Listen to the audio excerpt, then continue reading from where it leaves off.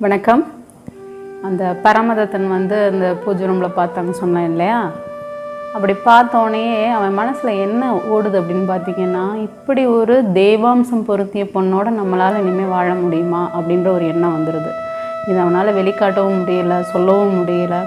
புனிதவதிட்ட என்ன சொல்லிட்டு போகிறான் அப்படின்னு பார்த்தீங்கன்னா, நான் அந்த வணிகத்தின் பொருட்டு வாணிபம் செய்கிறதுக்காக நான் வந்து வெளியூர் போகிறேன். வணிகர்களோட வேலையை அப்படி தானே, கடல் கடந்து போகிறது. வெளியூர் போகிறேன் அப்படின்னு சொல்லிட்டு கிளம்பி போயிடுறான். புனிதவதியும் வருவான் அப்படின்னு சொல்லிட்டு காத்துட்டு இருக்காங்க.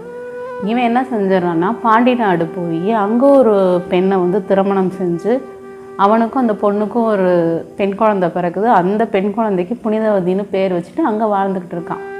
பாண்டி நாட்டில் வந்து பரமதத்தர் இருக்கிற செய்தி அறிஞ்சோன்னே இந்த புனிதவதி அவங்கள பார்க்க போகிறாங்க. தன் கணவனை பார்க்குறதுக்காக பாண்டி நாடு போகிறாங்க. பாண்டி நாட்டில் வந்து